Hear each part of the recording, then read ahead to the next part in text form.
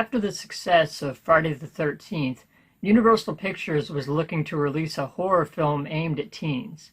The result of that was the 1981 release, The Funhouse. This film was directed by Tobbe Hooper, who you might know from the 1974 film The Texas Chainsaw Massacre or Eaten Alive. This film was also released under the alternate title Carnival of Terror.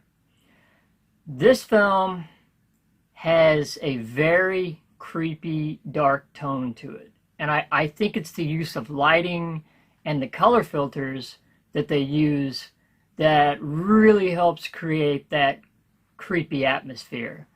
You know, you have like the carnival where you know there's like this sinister thing lurking underneath. You know, it's like the wolf in sheep's clothing. So there's this uneasiness about this film, but at the same time, it's a lot of fun. It's not as gritty and raw as Texas Chainsaw Massacre, but what it lacks in that grittiness and that rawness, it definitely makes up for in tone of the film and story of the film. The movie is an homage to a lot of the Universal monsters, Halloween, and even the movie Psycho. The story follows the main character, Amy, who's played by Elizabeth Berridge, and she wants to go to the carnival with her new boyfriend, Buzz, who's played by Cooper Huckabee. But of course, her dad doesn't want her to go because there's been this string of murders surrounding this carnival in every town that it goes to. And her mom doesn't want her to see Buzz because she doesn't like him. So what Amy ends up doing is what all teenagers do. They lie and say they're going somewhere else, and she meets up with Buzz anyway. Her and Buzz end up meeting up with their friends Liz and Richie. And when they get to this carnival, it has this very sleazy vibe to it. They go to a peep show, a freak show.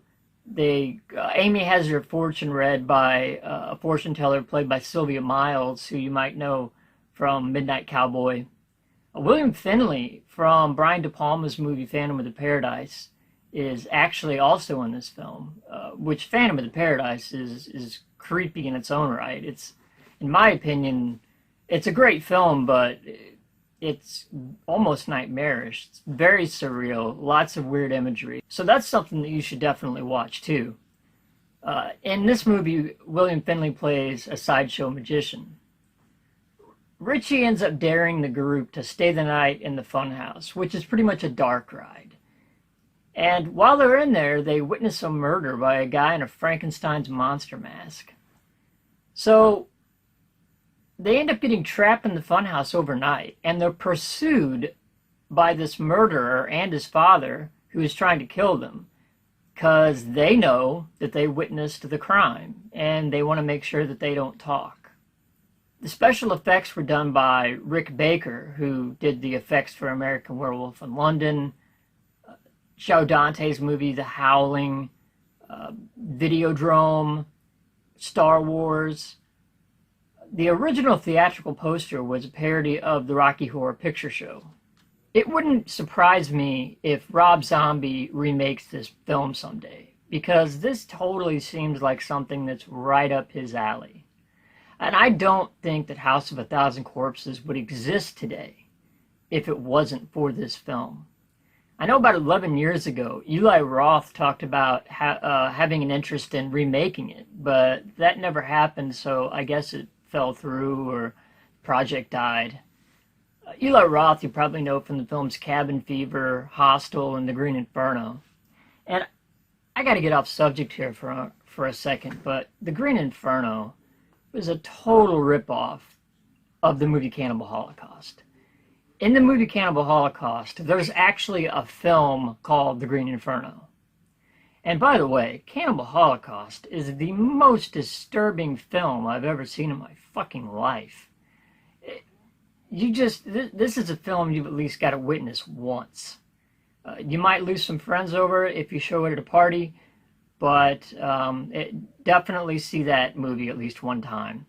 Shout Factory also did a Blu-ray release of this. I'm not sure when, but I've heard they did a great restoration on it, and it includes a lot of extras. So if you want to see something that is creepy, has a really dark, sinister feel to it, and something that probably influenced Rob Zombie, if you're a Rob Zombie fan, influenced tons of 80s slasher films, modern slasher films, and it's one of my favorites. So I would suggest going out, and if you like the Texas Chainsaw Massacre or Eaten Alive or any of the other Tobbe Hooper films, definitely go out and see the Funhouse. And until next time, keep watching.